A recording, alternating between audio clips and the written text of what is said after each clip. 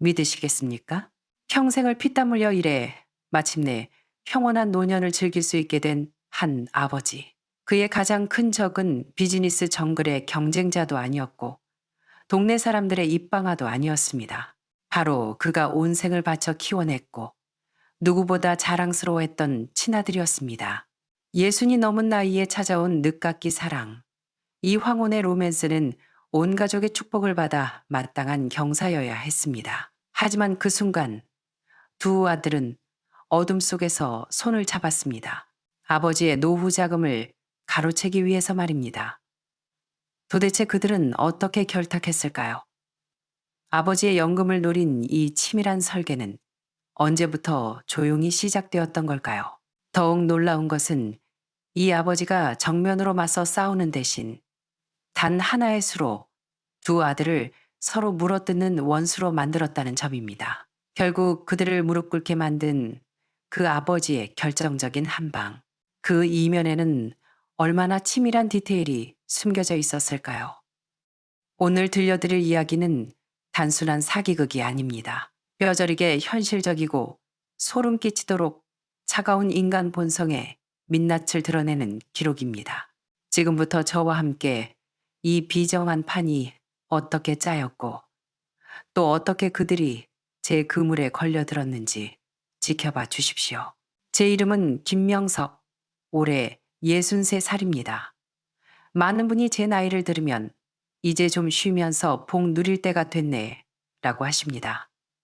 맞습니다. 제 인생은 파도처럼 굴곡졌지만 젊은 날의 고생을 간신히 넘기고 이제는 의식주 걱정 없이 살고 있습니다. 젊은 시절 오직 깡다구 하나와 약간의 운으로 섬유산업과 전자부품, 대리점이라는 두 가지 전통산업에서 자리를 잡았습니다. 비바람치는 세월을 견디며 쌓아온 재산이 조금 있습니다. 월세가 꼬박꼬박 들어오는 상가 건물 몇 채, 그리고 통장에 잠들어 있는 수억 원의 현금. 재벌 소리는 못 듣더라도 남부럽지 않은 탄탄한 중산층이라 자부할 만했지요. 제게는 아들이 하나 있습니다. 이름은 김지훈. 35살에 여의도 금융가에서 일하는 그야말로 엘리트 신흥 귀족입니다. 입만 열면 포트폴리오니 자산 배분이니 차익거래니 하는 전문 용어를 쏟아냅니다. 솔직히 애비인 저조차 녀석의 대화 속도를 따라가지 못할 때가 많습니다. 어릴 적부터 공부머리가 있었기에 투자를 아끼지 않았습니다. 미국 유학까지 보내고 돌아와 유명 외국계 은행에 들어갔으니 남들 눈에는 가문의 영광이었겠죠. 제게 녀석은 자부심이자 제 과거 모든 노력의 연장선이었습니다. 저는 제 노년이 이렇게 흘러갈 줄 알았습니다. 가끔 주민센터에 나가 소일거리를 찾고 차나 마시며 신문을 읽고 한 달에 한두 번 아들이 내려오면 과일 좀 깎아 먹고 밥 한 끼 먹은 뒤 각자의 삶으로 돌아가는 것. 담백하지만 안정적인 산말입니다. 하지만 이 나이에도 누군가를 보며 가슴이 뛸 줄은 몰랐습니다. 그해 초봄, 무료함을 달래려 등록한 구청 서해 교실에서 그녀를 만났습니다. 제 바로 옆자리에 앉았던 박수진. 저보다 3살 연하인 그녀였습니다. 단정하게 빗어 넘긴 짧은 머리, 수수한 회청색 원피스를 입고 말할 때면 눈꼬리가 휘어지며 웃던 사람. 목소리는 부드럽고 안정감이 있었습니다. 요즘 세상에 기가 센 사람들이나 가식적인 사람들과는 결이 달랐습니다. 마치 깊은 밤, 눈을 찌르지 않는 은은한 등불 같은 편안함이 그녀에게는 있었습니다. 우리는 서예에 대해 이야기했습니다. 붓끝의 힘에서 시작해 종이와 먹의 향기를 논했고 이내 삶을 이야기했습니다. 그녀는 요리를 좋아하고 꽃 가꾸기를 즐긴다고 했습니다. 주말이면 북한산 둘레길을 걷고 도서관에서 열리는 음악 강좌를 듣는다고 했죠. 듣다 보니 저도 모르게 그녀의 삶에 물들어갔습니다. 화려하게 자랑하지 않아도 하루하루가 알차고 단단하게 여겨지는 삶이었습니다. 우리는 함께 차를 마시고 집까지 걸어가는 날이 많아졌습니다. 봄이 가고 여름이 오자 제 마음도 뜨거워졌습니다. 젊은 놈들처럼 번지르르한 말은 할 줄 모릅니다. 경박하게 굴 수도 없었지요.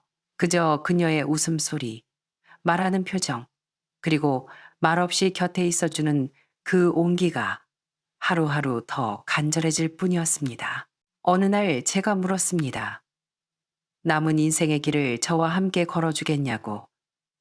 그녀는 바로 대답하지 않고 조용히 물었습니다. 아드님이 동의할까요? 저는 잠시 침묵하다 웃으며 답했습니다. 진짜 효자라면 아비가 행복해하는 모습을 보고 축복해 주겠지요. 재혼 이야기를 지훈이에게 꺼냈을 때 수화기 너머로 녀석은 1초 정도 멈칫하더니 이내 밝은 목소리로 웃었습니다. 아버지, 경사네요. 아버지 곁에 챙겨줄 분이 생긴다니 저도 마음이 놓여요.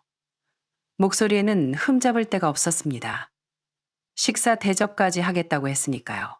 하지만 그날 밤 잠자리에 누워 녀석의 말투를 되짚어 보는데 그 웃음 뒤에 뭔가 다른 것이 숨어 있다는 느낌을 지울 수 없었습니다. 지훈이는 어릴 때부터 감정을 잘 숨기는 아이였지만 평생 녀석을 지켜본 이 아비의 눈을 속일 순 없었습니다. 찰나의 순간 스쳐 지나갔던 그 경계심, 그리고 미묘한 불쾌감, 저는 애써 의심하지 않으려 했습니다. 재혼은 제 인생이지 녀석이 심판할 일이 아니니까요. 인생의 황혼기에 말동무가 되어주고 서로 돌봐줄 사람, 수진 씨는 그런 사람이었습니다. 우리가 구청에 혼인신고를 하던 날은 햇살이 참 좋은 오전이었습니다. 그녀는 베이지색 니트에 옅은 하늘색 치마를 입고 신부처럼 웃었습니다. 예순이 넘어서 다시 태어난 것 같은 기분을 느낄 줄은 상상도 못했습니다. 가족끼리 얼굴을 익히기 위해 식사 자리를 마련했습니다. 저와 수진 씨, 지훈이, 그리고 수진 씨의 아들인 이민호까지 넷이 모인 첫 식사였습니다. 민호는 30 초반의 나이로 얼굴은 반반하게 생겼지만 눈빛이 불안정하게 흔들렸습니다. 손가락으로 컵을 계속 만지작거리고 말끝을 흐리더군요. 많이 먹으라고 권해도 고개만 숙인 채 감사합니다라고 할 뿐 예의가 없다기보다는 어딘가 주눅이 들어 보였습니다. 옷차림은 나쁘지 않았지만 억지로 있어 보이려 애쓴 티가 역력했습니다. 정장 바지에 어울리지 않는 운동화, 젤을 잔뜩 발라 딱딱하게 굳은 머리. 딱 봐도 생활이 넉넉지 않고 마음이 붕 떠 있는 청년이라는 걸 알 수 있었죠. 그날 지훈이는 유난히 살가웠습니다. 평소에 냉철한 모습은 온데간데 없고 먼저 민호에게 술을 따라주며 어깨를 두드렸습니다. 민호 씨, 이제 우린 형제나 다름없어요. 필요한 거 있으면 형한테 바로 말해요. 저는 두 녀석이 서먹할까봐 걱정했는데 그 모습을 보니 안심이 되더군요. 하지만 제가 틀렸습니다. 그때 저는 너무 순진했습니다. 며칠 뒤부터 민호가 우리 집에 드나드는 횟수가 잦아졌습니다. 수도꼭지를 고쳐주네. 수진 씨가 무거운 짐을 옮기는 걸 돕네 하며 아주 부지런을 떨었습니다. 한 번은 저녁 식사 후 저를 보며 민호가 말했습니다. 아버님, 이 집 정말 좋네요. 인테리어 감각도 있으시고 지훈 형한테 들으니까 상가 건물도 몇 채 있으시다면서요?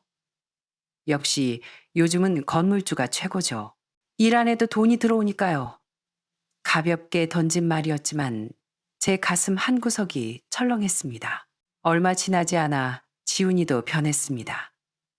본가에 오는 횟수가 늘었고 단순히 얼굴만 비추는 게 아니라 진득하니 앉아 저와 대화를 나누려 했습니다.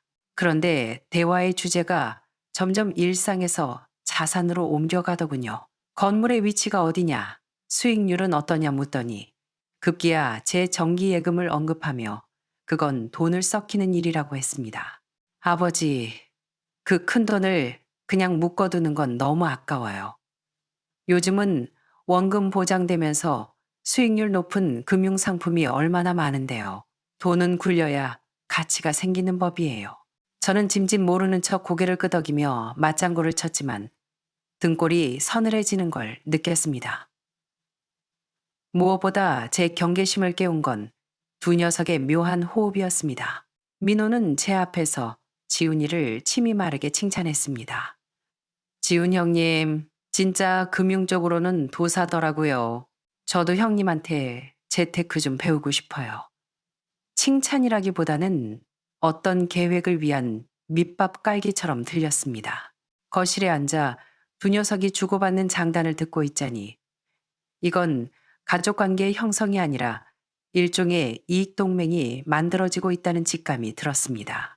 그들은 제 집 구조와 제가 쥔 자원에 대해 지나친 호기심을 보였습니다. 하지만 정말 제 마음에 그늘을 들이운 건 그들의 말투가 아니라 약속이라도 한 듯 똑같은 그 열정이었습니다. 열정이야말로 세상에서 가장 위장하기 쉬운 감정이니까요. 그날 밤 서재에서 낡은 앨범을 넘겨보았습니다. 사진 속 지훈이는 초등학생이었고 제 공장 앞에서 사탕을 입에 문 채 눈을 반짝이며 해맑게 웃고 있었습니다. 그 사진을 쓰다듬으며 한숨을 쉬었습니다. 어쩌면 은퇴한 그 순간부터 알았어야 했습니다. 자산은 노인에게 있어 최후의 전장이라는 것을요. 저는 제가 특별히 똑똑하다고 생각하지 않습니다. 다만 오래 살았고 많이 봤을 뿐입니다. 젊은 날 시장 바닥에서 구르며 거래처, 직원, 사기꾼들에게 수도 없이 속아봤습니다. 그 덕분에 본능이 생겼습니다. 말이 너무 청산유수면 그 뒤에는 반드시 구린내가 난다는 것을요. 지훈이와 민호의 그 과도한 적극성이 편안해야 할 제 노년에 비상벨을 울렸습니다. 사건은 어느 화창한 주말 오후에 시작되었습니다. 커튼 틈으로 햇살이 비스듬히 들어오는 거실에서 차를 우리고 있는데 지훈이가 검은색 노트북을 들고 급하게 들어왔습니다. 말끔한 슈트 차림에 영업사원 특유의 흥분과 전문성이 섞인 미소를 띠고 있었죠. 아버지, 이 프로젝트는 꼭 보셔야 해요. 거절할 수 없는 단호함이 묻어났습니다.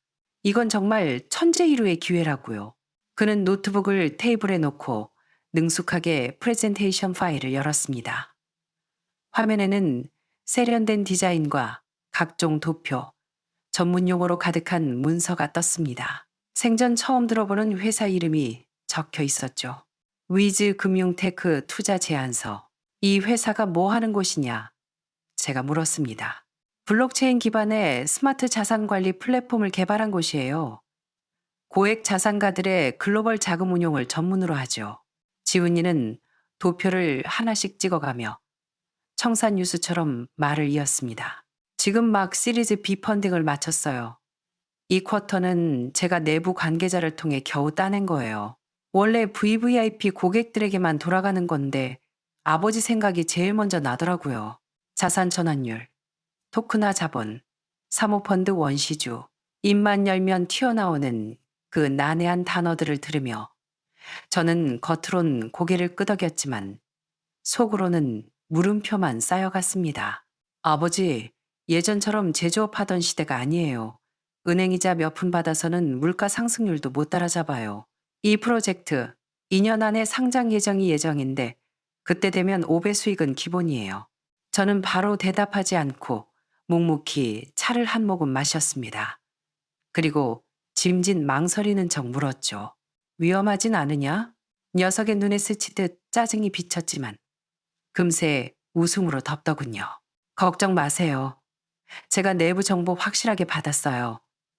우리 지점장님도 들어가려고 준비 중이에요. 아버지, 사업하실 때 승부수 띄우는 거 좋아하셨잖아요? 저는 빙긋 웃으며 대답을 피했습니다. 녀석은 몰랐을 겁니다. 제가 침묵하는 시간이 길어질수록 의심의 깊이도 깊어지고 있다는 것을 제가 핑계를 대며 시간을 끌려는 찰나 수진 씨의 휴대폰이 울렸습니다. 민호였습니다. 저는 짐짓 관심 없는 척했지만 수진 씨가 통화하는 소리가 들렸습니다. 민호니? 그래, 집에 있지. 뭐라고? 그 투자건? 지훈이가 말하긴 했는데 지금 여기 와 있어. 그래, 아버님 바꿔달라고? 수진 씨가 전화기를 건넸습니다. 민호는 이 투자가 아주 확실하다며 저도 한 달이 걸치길 권했습니다. 전화기를 받자 민호의 들뜬 목소리가 들렸습니다. 아버님, 제가 방금 지훈 형님이랑 통화했는데요. 이거 진짜 물건이에요. 회사 내부 사람들만 아름아름 들어가는 거래요. 저도 끼고 싶은데 자금이 부족해서 아버님이 들어가시면 우리 가족 다 같이 대박 나는 거예요. 이 타이밍 너무 절묘하지 않습니까? 한쪽에서는 고압적으로 밀어붙이고 한쪽에서는 바람을 잡고 손발이 척척 맞았습니다. 저는 그들을 간파했지만 내색하지 않았습니다. 듣기엔 나쁘지 않구나. 나중에 자세히 한번 살펴보마. 그날 밤 저는 서재에 홀로 오래도록 앉아 있었습니다. 녀석이 두고 간 제안서 파일이 노트북 화면에 떠 있었죠. 돋보기를 쓰고 한 페이지씩 뜯어보았습니다. 숫자는 화려했습니다. 수익률은 페이지를 넘길수록 높아졌고 그래프는 광고 전단지처럼 현란했습니다. 하지만 볼수록 불안했습니다.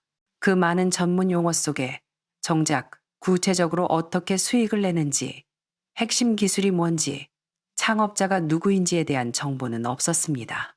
어떻게 돈을 버는지는 말하지 않고 얼마나 벌 수 있는지만 떠들고 있었죠. 이건 투자 계획서가 아니라 미끼였습니다. 이튿날 새벽, 저는 수진 씨에게 넌지시 물었습니다. 당신은 지훈이가 가져온 그 투자권 어떻게 생각해? 찻잔을 씻던 그녀가 멈칫하며 고개를 들었습니다. 저야 뭐 아나요. 근데 민호가 그러더라고요. 지훈 형이 워낙 똑똑하니까 믿어도 된다고. 회사 사람들도 서로 투자하려고 난리라던데요. 그녀의 말투는 순진하고 투명했습니다. 민호를 통해 그리고 지훈이에 대한 막연한 신뢰를 통해 설득당한 게 분명했습니다. 굽은 그녀의 등을 보며 가슴이 아려왔습니다. 그녀는 정말 모르고 있었습니다. 자신의 아들이 음모에 가담하고 있다는 것을, 그리고 똑똑한 척하는 제 아들이 우리 모두를 손바닥 위에 올려놓고 놀리려 한다는 것을요. 저는 다음 수를 생각했습니다. 지금 당장 판을 엎고 소리칠 수는 없었습니다. 아직 때가 아니었죠. 제 자신을 보호하고 모든 증거와 주도권을 쥐어야 했습니다. 그날 오후 오랜 친구인 최 변호사에게 전화를 걸었습니다. 긴 설명 없이 부탁했습니다. 내가 좀 특수한 투자를 하려고 하는데 안전장치 하나만 설계해주게. 내 명의로 새 계좌 하나 터서 감시 좀 해줘. 입출금 내역이 실시간으로 자네한테 보고되는 걸로. 내가 거기로 돈을 보낼 건데 자네는 그 돈의 흐름을 1원 한 푼까지 추적할 수 있게 해주게. 최 변호사가 잠시 침묵하더니 낮게 물었습니다. 김 회장, 무슨 일 있는 건가? 그저 늙어서도 조심하는 법을 배우는 중이야. 알잖아. 늙은 호랑이가 마지막에 꼬꾸라질 순 없지. 전화를 끊고 거실로 나와 지훈이에게 전화를 걸었습니다. 네가 말한 그 투자 생각해봤다. 정기예금은 노후 병원비라 건드리기 싫고 당장 굴릴 수 있는 현금 5억 원 정도는 있는데 이걸로 간만 좀 보자. 수학이 넘어 지훈이가 1초간 멈추더니 환성을 질렀습니다.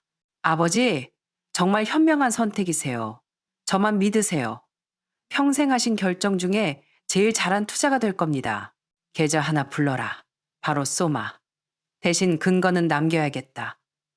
나이 드니까 깜빡깜빡해서 말이야. 절차는 다 기록해 두마. 녀석은 제가 건망증 때문에 그러는 줄 알았겠죠.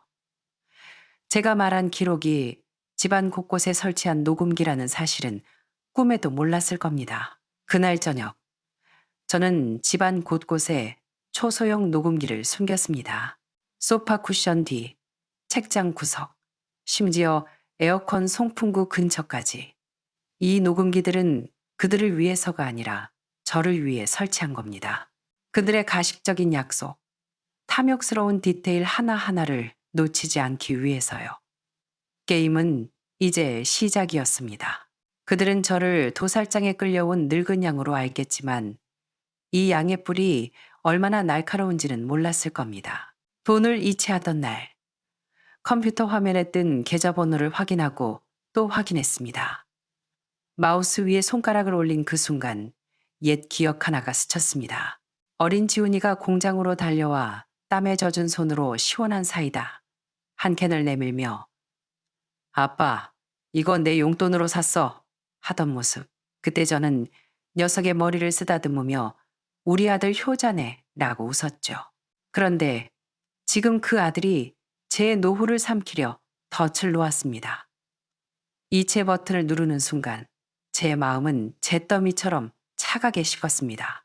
5억 원이라는 돈은 녀석의 입속으로 들어가는 먹잇감처럼 보였겠지만 사실 그건 제가 던진 낚싯바늘이었습니다. 다음 날 아침 지훈이에게서 전화가 왔습니다. 목소리가 전보다 훨씬 살가웠습니다. 아버지, 작은 배치 끝났습니다.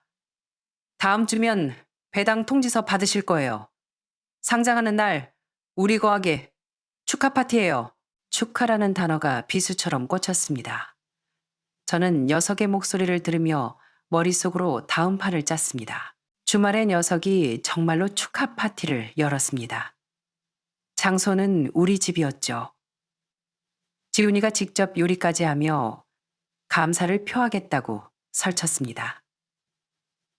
저는 속으로 비웃었습니다.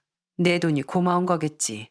그날 저녁 저는 최 변호사에게 전화해 감시 계좌에 첫 자금 이동 경로를 문서로 남겨달라고 했습니다. 그리고 소파 뒤에 숨겨둔 녹음기를 다시 한번 점검했습니다. 이곳이 제가 파놓은 함정의 핵심이었습니다. 파티 분위기는 화기애애했습니다. 수진 씨는 웃으며 접시를 날랐고 민호는 옆에서 너스레를 떨었습니다. 와, 형님, 요리 솜씨가 호텔 셰프급인데요. 이참에 식당 하나 차리시죠? 지훈이는 프라이팬을 돌리며 웃었습니다. 그럴까? 나중에 내가 돈 댈 테니 너희가 운영해 볼래? 민호는 그 말을 철석같이 믿고 박장대소했습니다. 녀석은 아직도 모르고 있었습니다.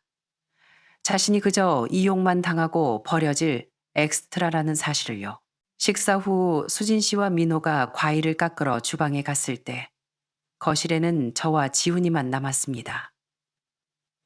녀석은 와인잔을 들고 제 맞은편에 앉았습니다. 얼굴은 약간 불그스름하게 취해 있었고 소파 깊숙이 몸을 기댄 채 경계심을 풀더군요. 아버지, 진짜 저를 너무 믿으시는 거 아니에요? 하긴 제가 아들인데 누굴 믿겠어요. 녀석은 킬킬대며 잔을 들어 올렸습니다. 걱정 마세요. 이 돈 제가 아주 기가 막히게 관리해 드릴게요. 저도 찻잔을 들어 보이며 말없이 웃었습니다. 녀석이 화제를 돌리려다 말고 뭔가 생각난 듯 비릿한 웃음을 흘리며 불쑥 내뱉었습니다. 사실 민호 녀석 끼워주기 싫었는데 아버지가 재혼하셨으니 어쩔 수 없이 실례는 해야죠. 머리도 나쁘고 돈도 없는 놈이 제 덕에 콩고물이라도 좀 주워 먹으면 감사한 줄 알아야지. 설마 지가 반띵할 거라고 생각하는 건 아니겠죠? 웃기는 짬뽕이라니까. 제 눈매가 꿈틀했지만 표정은 유지했습니다. 녀석의 조롱은 계속됐습니다. 다 계획이 있어요. 이건 마무리되면 한 일 2천만 원 쥐어주고 떨어뜨려 놓으려고요. 어차피 걔 카드빚 맞기엔 충분할 테니까. 새어머니 봐서 그 정도면 후한 거죠. 찻잔을 든 제 손에 힘이 들어갔습니다. 눈앞의 아들이 낯설게만 느껴졌습니다. 공부할 때 힘들까봐, 결혼할 때 기죽을까봐 제가 가진 모든 걸 쏟아부어 키운 자식입니다. 그런데 이렇게 냉혈한이 되어 제 아내와 의붓 동생을 경멸하고 제 앞에서 뻔뻔하게 가족애를 연기하고 있었습니다. 술이 과하구나. 그만해라. 제가 낮게 경고했습니다. 에이, 아버지도 참 제가 원래 직설적인 거 아시잖아요. 녀석은 뻔뻔하게 웃으며 제 어깨를 툭 쳤습니다. 제가 아버지랑 제일 친하니까 이러는 거죠. 저는 찻잔을 내려놓았습니다. 소파 뒤 녹음기는 이 모든 패륜적인 발언을 토시 하나 빠뜨리지 않고 기록하고 있었습니다. 그날 저는 일찍 방으로 들어갔습니다. 방문을 닫고 벽에 기대어 한참을 서 있었는데 가슴이 아프다기보단 그저 시리도록 추웠습니다. 침대에 누워 천장을 보며 새로운 계획을 다듬었습니다. 놈들이 나를 속이려 든다면 나는 놈들이 서로를 물어뜯게 만들겠다고. 다음 날, 최 변호사에게 가짜 보고서 하나를 만들어 달라고 했습니다. 진짜처럼 보이지만 사실은 폭탄의 뇌관이 될 문서였죠. 보고서에는 예상 수익과 배당 비율이 적혀 있었는데 핵심은 수익자 명단이었습니다. 수익 배분, 김지훈 80%, 이민호 15%, 수수료 및 자문료 5%. 이 숫자는 정교하게 계산된 겁니다. 너무 적으면 민호가 아예 포기할 테고 너무 많으면 의심할 테니까요. 15%는 불공평하지만 그래도 챙겨야 할 몫으로 느껴져 억울함과 분노를 동시에 자극하기 딱 좋은 수치였습니다. 저는 이 문서를 출력해 거실 테이블 위에 자연스럽게 올려두었습니다. 안경과 서류철 아래에 살짝 보이게 마치 읽다가 깜빡하고 놔둔 것처럼요. 예상대로 그날 오후 민호가 선풍기를 옮겨준답시고 집에 들렀습니다. 저는 일부러 서재에서 물건을 찾는 척하며 그를 거실에 혼자 두었습니다. 문틈으로 지켜보니 녀석이 서류를 발견하고 넘겨보더군요. 표정이 놀라움에서 의아함으로 그리고 격렬한 분노로 바뀌었습니다. 종이를 뚫어버릴 듯 노려보는 녀석의 눈. 제 입꼬리가 살짝 올라갔습니다. 그날 밤 녹음기를 확인하니 민호와 지훈이의 첫 번째 격돌이 담겨 있었습니다. 전화기 너머 민호의 목소리는 비명에 가까웠습니다. 김지훈, 나를 호구로 봐? 네가 8알을 가져간다고? 우리 반반하기로 했잖아. 네가 뭔데 다 처먹어. 지훈이의 목소리는 얼음장 같았습니다. 이민호, 주제 파악 좀 해라. 네가 무슨 자격으로 반반을 노네? 너 땡전 한 푼 없이 내 덕에 숟가락 얹은 거잖아. 15% 주는 것도 너희 엄마 봐서 선심 쓴 거야. 진짜로 5억을 나눌 수 있을 줄 알았냐? 꿈깨. 죄책감이라곤 눈꽃만큼도 없는 경멸만이 가득한 목소리였습니다. 서재에서 그 녹음을 듣는데 통쾌함도 웃음도 나오지 않았습니다. 그저 녹음기를 꺼 서랍 깊숙이 넣었을 뿐입니다. 핏줄도 의리도 돈 앞에서는 휴지 조각보다 못하다는 걸 확인한 순간이었습니다. 민호는 발을 밟힌 개처럼 날뛰었고 지훈이도 이빨을 드러냈습니다. 두 마리 늑대가 드디어 서로를 향해 으르렁거리기 시작한 겁니다. 저는 언덕 위에 서서 그들이 서로를 찢어밟기는 꼴을 지켜보았습니다. 이건 시작에 불과했습니다. 그날 이후 민호는 극도로 예민해졌습니다. 말투에도 도끼가 서렸죠. 집에 오진 않았지만 저는 알았습니다. 그가 기다리고 있다는 걸, 지훈이의 해명 혹은 자기 몫의 돈이 입금되기를요. 며칠 뒤 드디어 폭풍이 몰아쳤습니다. 아침 8시 수진 씨가 사색이 되어 서재로 들어왔습니다. 눈이 퉁퉁 부어 있었고 손에는 휴대폰이 들려 있었죠. 여보, 민호가 방금 울면서 전화가 왔는데 지훈이가 자기를 속였대요. 돈 한 푼 안 줄 작정이라고. 이게 도대체 무슨 일이에요? 지훈이가 우리 가족 다 같이 잘 살자고 한 거 아니었어요? 그녀는 혼란스러워하며 몸을 떨었습니다. 저는 아무 말 없이 그녀를 바라보았습니다. 이게 바로 제가 심어둔 도화선이었습니다. 불길은 수진 씨에게 옮겨 붙었습니다. 저는 그녀의 손을 잡고 앉혔습니다. 진정해. 나도 지금 상황이 파악이 안 되는구려. 지훈이는 확실하다고 했고 민호도 좋다고 해서 내 비상금 털어넣은 건데 자기들끼리 싸움이 났으니 원 누구 말이 진짜인지 모르겠어. 그녀는 눈물이 고인 채 저를 쳐다보았습니다. 애들을 불러서 물어볼까요? 저는 잠시 뜸을 들이다 고개를 끄덕였습니다. 그래, 피한다고 될 일이 아니지. 삼자 되면 하자. 그날 오후 제가 직접 지훈이에게 전화해 저녁 식사에 초대했습니다. 평소와 다름없는 목소리로 말했죠. 오늘 좀 늦게 들어올 것 같은데 마침 민호랑 저녁 먹기로 했으니 너도 와서 같이 먹자.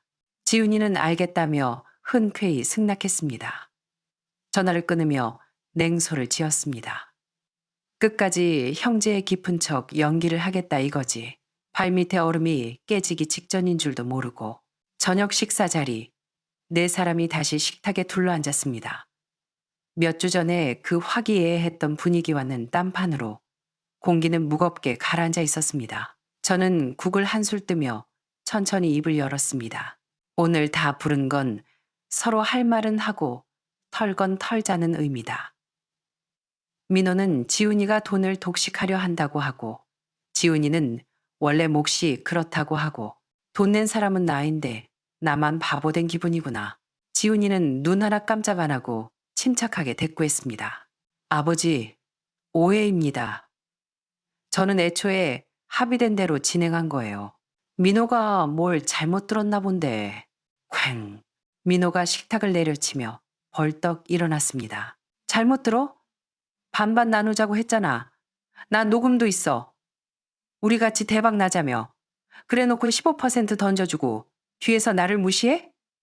뭐? 몇 푼 쥐어주고 치워버려? 지훈이의 안색이 변했습니다. 너 우리 아버지 서류 훔쳐봤냐? 어디서 개수작이야? 민호는 삿대질을 하며 소리쳤습니다. 형은 처음부터 나한테 줄 생각 없었잖아.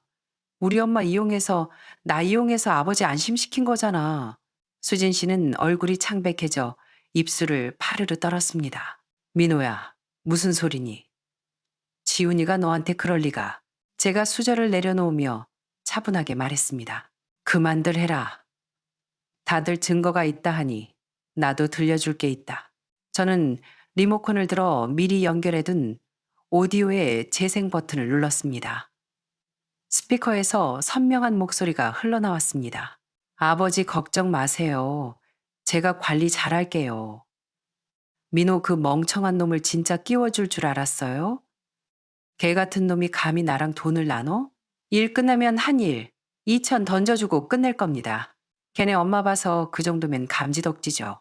소파 뒤 녹음기에 찍힌 지훈이의 목소리가 거실을 쩌렁쩌렁 울렸습니다. 잡음 하나 없는 깨끗한 음질이었습니다. 순간 집안에는 숨소리조차 들리지 않는 정적이 감돌았습니다. 민호의 얼굴은 불그락푸르락해지더니 목에 핏대가 섰고 주먹을 꽉 쥐어 당장이라도 달려들 기세였습니다. 수진 씨는 두 손으로 입을 틀어막고 오열했습니다. 지훈아, 네가 어떻게 민호한테, 우리한테 이럴 수가 있니? 지훈이는 넋이 나간 사람처럼 멍하니 앉아 있었습니다. 얼굴에서 핏기가 싹 빠져나가 시체처럼 하얘졌죠. 이건 오해라고 변명할 수도 없는 빼도 박도 못할 자신의 목소리였으니까요. 그건 그가 쓰고 있던 마지막 가면을 박살내는 결정타였습니다. 저는 그 모든 것을 무표정하게 바라보며 입을 열었습니다. 지훈아, 방금 그 말은 내 평생 들어본 말 중에 가장 잔인했다. 널 의심 안 한 건 아니지만 네가 이렇게까지 바닥일 줄은 몰랐다. 넌 아비인 나를 속이기 위해 이 판을 짠 거야. 녀석은 고개를 들고 입을 뻐끔거렸지만 아무 말도 하지 못했습니다. 그때 초인종이 울렸습니다. 제가 문을 열자 최 변호사가 서 있었습니다. 그는 묵직한 서류 가방을 들고 엄숙한 표정으로 들어왔습니다. 거실로 들어선 최 변호사는 탁자 위에 서류 뭉치를 내려놓았습니다. 김지훈 씨, 이민호 씨. 두 분은 사기 및 기망 행위로 김명석 회장님의 자금을 유용하려 했으며 투자금을 사취하려 한 혐의가 있습니다.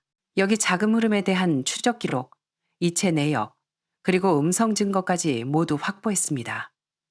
김 회장님께서는 법적 조치를 위임하셨습니다. 지훈이가 정신을 차리고 소리쳤습니다. 아버지, 저를 고소하시겠다고요? 제가 아들이잖아요.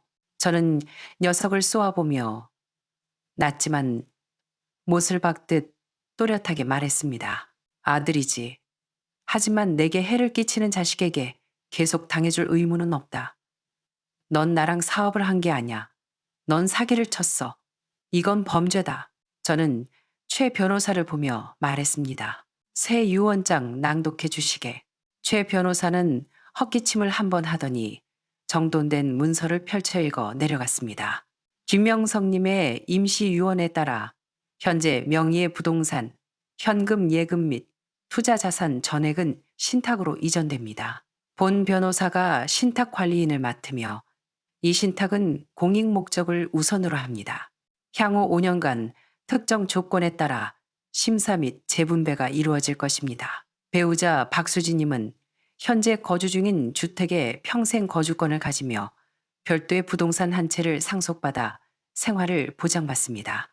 최 변호사는 잠시 멈추고 창백해진 두 아들의 얼굴을 번갈아 보았습니다. 김지훈, 이민호 두 사람에 대해서는 다음과 같습니다. 김명성님은 두 사람이 향후 5년 내에 진정성 있는 반성과 태도 변화를 보이고 어떠한 불법 행위도 저지르지 않을 경우 신탁 수익의 일부 수혜 자격을 제고할 수 있다고 명시했습니다. 반면 또다시 사기, 협박 또는 감정적 호소로 부모를 압박할 경우 영구적으로 상속 자격을 박탈합니다. 선고가 끝나자 집안은 다시 죽은 듯 조용해졌습니다. 민호는 멍하니 바닥만 쳐다봤고 지훈이는 눈을 부릅뜨고 뭐라 항변하려 했지만 예전의 그 당당함은 온데간데 없고 공포만 남아 있었습니다. 저는 천천히 입을 열었습니다. 너희가 원한 건 돈이었지. 당장은 돈 한 푼 못 준다. 하지만 선택할 기회는 주마. 이건 너희를 위해서가 아니라 수진 씨를 위해서, 그리고 나 자신이 부끄럽지 않게 눈 감기 위해서다. 저는 지훈이를 보며 말했습니다. 못난 자식도 자식이라 널 이렇게 키운 건 내 잘못이다. 하지만 기회는 무한하지 않아. 넌 이제 유산만 바라보고 사는 게 아니라 네 힘으로 살아야 해. 부끄러움을 안다면 네가 가질 자격이 있다는 걸 증명해봐라. 그리고 민호에게로 시선을 돌렸습니다. 내 어머니는 좋은 사람이다. 그녀를 난처하게 만들고 싶지 않아. 하지만 명심해라. 스스로 반성하지 않으면 내 평생 널 다시 아들이라 부를 일은 없을 거다. 최 변호사가 서류를 챙겨 넣었습니다. 신탁은 가동되었고 그들의 운명은 이제 제 손을 떠나 다시 계산되기 시작했습니다. 그 순간 지훈이가 이성을 잃고 민호에게 달려들었습니다. 멱살을 잡고 흔들었죠. 이게 다 너 때문이야. 네가 설치지만 않았어도 내 돈 다 받았어. 이 도움도 안 되는 놈아. 민호도 가만히 있지 않았습니다. 웃기지 마. 형은 처음부터 나한테 한 푼도 안 줄 생각이었잖아. 진짜 나쁜 놈은 형이야. 두 사람은 엉겨붙어 뒹굴며 찻잔을 깨뜨리고 난장판을 벌였습니다. 수진 씨는 비명을 지르며 주저앉아 울었습니다. 저는 말리지 않았습니다. 그저 그들이 서로를 물어뜯으며 밑바닥을 드러내는 꼴을 지켜보았습니다. 연기는 훌륭했지만 결말은 이미 제가 써놓은 대로였습니다. 저는 서재로 들어가 문을 잠갔습니다. 그 난리통이 지나간 후 집안은 전례 없는 침묵에 잠겼습니다. 수진 씨는 사흘 동안 한마디도 하지 않았습니다. 아침마다 마시던 차도 끓이지 않았고 그저 베란다에 앉아 먼 산만 바라보았습니다. 텅 빈 의자를 볼 때면 그녀의 눈에는 그날의 충격이 고여있는 듯 했습니다. 저는 아무것도 하지 않고 아무 말도 하지 않는 쪽을 택했습니다. 판은 짜였고 패는 까졌습니다. 남은 건 그들이 감당해야 할 몫이었습니다. 나흘째 되던 날 오전 초인종이 울렸습니다. 문을 열자 민호가 서 있었습니다. 쭈글쭈글한 점퍼 차림에 피곤에 찌든 얼굴. 예전의 그 허세는 사라지고 없었습니다. 손에 봉투 하나를 든 채 고개를 숙이고 기어 들어가는 목소리로 불렀습니다. 아버님. 저는 그를 들이지 않고 현관에 세워둔 채 바라보았습니다. 그는 제 눈도 마주치지 못했습니다. 제가 죽을 죄를 지었습니다. 그날 했던 말들, 행동들. 밤마다 잠이 안 왔어요. 아버님이 왜 처음부터 다 알고 계셨는지, 그러면서도 왜 기회를 주셨는지 생각했습니다. 그가 봉투를 내밀었습니다. 열어보니 손으로 쓴 채무 리스트였습니다. 카드빚, 대부업체 대출, 사채까지 합쳐 3억 원이 넘는 돈이었습니다. 어머니는 몰라요. 제가 잘 번다고 거짓말했으니까요. 근데 더는 못 버티겠더라고요. 지훈 형이 큰돈 벌게 해준다니까 눈이 뒤집혔어요. 저도 열심히 안 산 건 아닌데 너무 힘들어서. 그는 입술을 깨물더니 털썩 무릎을 꿇었습니다. 죄송합니다. 정말 죄송합니다, 아버님. 저는 그를 일으켜 세우지 않고 조용히 물었습니다. 만약 그날 내가 둔 서류에 내 몫이 85%라고 적혀 있었으면 네가 돌아섰겠느냐. 그는 멍하니 있다가 얼굴을 더 붉히며 고개를 저었습니다. 아니요, 안 그랬을 겁니다. 저는 고개를 끄덕였습니다. 그게 솔직한 대답이다. 민호야, 실수는 할 수 있다. 하지만 사람은 운으로만 살 수 없어. 다시 일어서고 싶으면 노인의 쌈짓돈을 훔칠 게 아니라 내 땀으로 벌어라. 세상은 내게 빚진 게 없다. 그는 어깨를 들썩이며 울먹였습니다. 그 신탁, 저는 아무것도 안 바랄게요. 제발 어머니한테만 비밀로 해주세요. 아시면 쓰러지실 거예요. 한참의 침묵 끝에 제가 말했습니다. 네가 네 어미를 다시 울리지 않는다면 나도 입 다물마. 그날 오후 지훈이도 찾아왔습니다. 짙은 감색 양복에 머리를 단정히 빗은 모습은 평소와 같았지만 그 특유의 오만함은 찾아볼 수 없었습니다. 그는 서재 문턱을 넘지도 못한 채 서 있었습니다. 아버지, 저도 사죄드리러 왔습니다. 저는 책상에 기댄 채 차갑게 말했습니다. 연기 그만해라. 녀석은 씁쓸하게 웃었습니다. 이제 연기도 안 되네요. 그날 녹음된 거 수백 번 들었어요. 제가 들어도 저는 인간이 아니더라고요. 넌 인간이 아닌 게 아니야. 넌 네가 너무 똑똑하다고 믿은 거야. 아비는 늙어서 판단력이 흐려졌으니 속이기 쉽다고 생각했겠지. 지훈이는 고개를 떨구었습니다. 아버지를 해치고 싶었던 건 아니에요. 다만 금융권에 오래 있다 보니 계산하는 게 습관이 됐어요. 아무도 믿으면 안 되고 이익부터 챙겨야 한다고 배웠으니까요. 어느 순간부터 아버지를 아버지가 아니라 자산제표로 보고 있었나 봐요. 저는 오랫동안 아들을 바라보았습니다. 내가 유언장과 신탁을 남긴 건 너를 벌주려는 게 아니다. 지금부터 네가 내게서 뭔가를 가져가려거든 내 스스로 증명해 보라는 뜻이다. 압니다. 녀석의 목소리가 떨렸습니다. 저는 다가간 녀석의 어깨를 두드렸습니다. 나는 매정한 사람이 아니다. 늙어서 자식들과 진흙탕 싸움하기도 싫고 너희가 진심으로 뉘우치고 고치려 한다면 그 5년 내가 지켜보마. 이건 조건이 아니라 기회다. 녀석은 고개를 끄덕였고 그 눈에 처음으로 진실한 미안함이 비쳤습니다. 그날 저녁 수진 씨가 된장국을 끓였습니다. 셋이 식탁에 앉았지만 분위기는 어색했습니다. 그래도 냉기는 가셨죠. 민호는 말없이 밥을 먹으며 눈시울을 붉혔고 지훈이는 조용히 국을 떠서 어머니인 수진 씨에게 챙겨주었습니다. 수진 씨는 의아해하면서도 더 묻지 않았습니다. 그저 제 손을 꽉 잡았는데 모든 걸 이해한 듯 혹은 용서한 듯 했습니다. 시간은 흘렀습니다.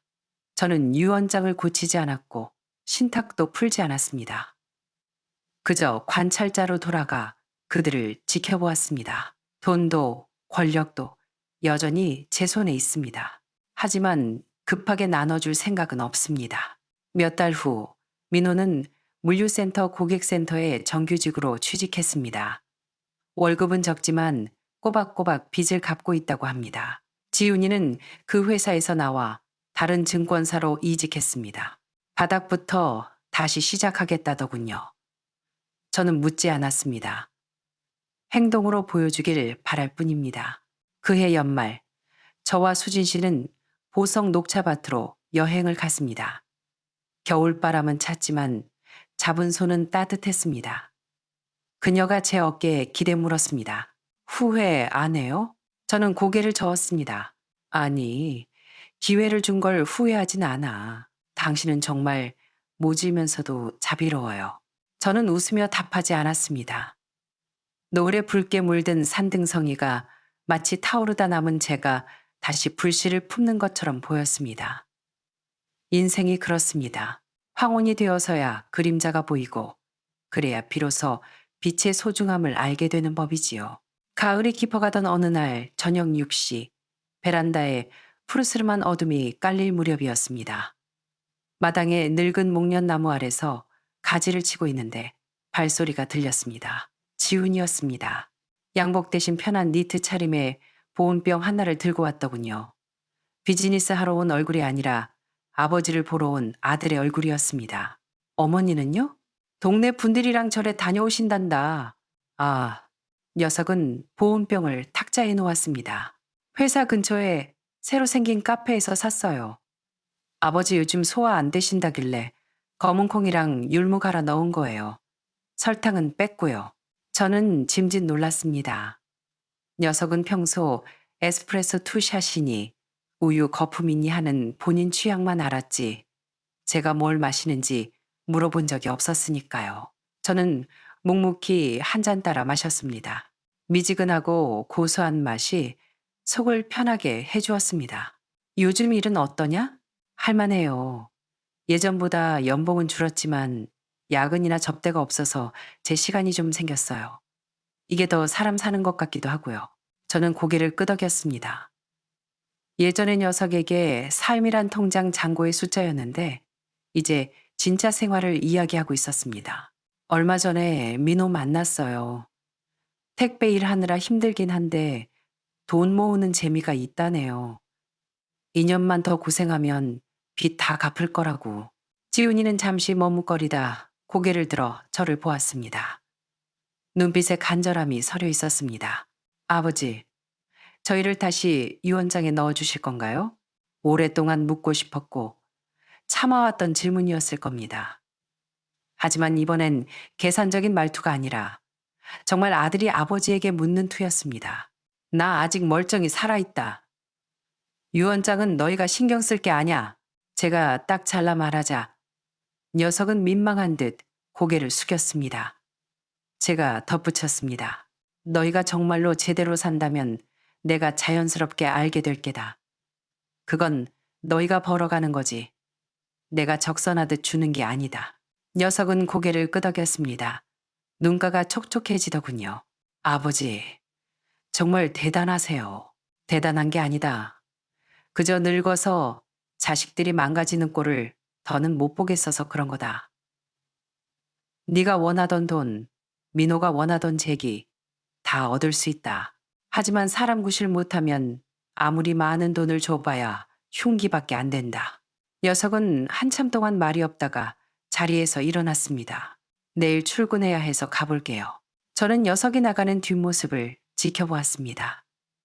밤바람에 책상 위 종이가 팔락거려 눌러보니 5년 전 제가 회사 정관 복사본 위에 써놓은 글귀가 보였습니다. 선비후사. 저는 한숨을 쉬며 종이를 서랍에 넣었습니다. 인생은 누군가 가르쳐줘야 합니다. 늦게라도 배우는 게 안 배우는 것보다는 나으니까요. 오늘의 이야기는 여기까지입니다. 여러분은 이 사건을 어떻게 보셨나요? 환갑 넘은 아버지가 친아들과 의붓아들의 사기극에 맞서 역으로 함정을 파고 결국 그들에게 뼈아픈 교훈을 준 이야기. 그는 인연을 끊는 대신 조건을 걸고 마지막 기회를 주었습니다. 이런 대처가 지혜로웠다고 보십니까? 아니면 너무 관대했다고 보십니까? 만약 여러분이 당사자라면 돈과 혈육이 얽힌 이 비정한 상황에서 어디에 선을 그으시겠습니까? 댓글로 여러분의 솔직한 생각과 경험을 남겨주세요. 이건 남의 얘기가 아닙니다. 우리 주위에서 어쩌면 우리 가족 안에서 벌어질 수 있는 일입니다. 비슷한 고민을 가진 분이 있다면 이 이야기를 공유해 주세요. 작은 깨달음이 누군가의 인생을 바꿀 수도 있으니까요. 더 많은 인생의 지혜를 듣고 싶으시다면 구독과 알림 설정 부탁드립니다. 여러분의 공감이 더 나은 이야기를 만드는 힘이 됩니다. 감사합니다.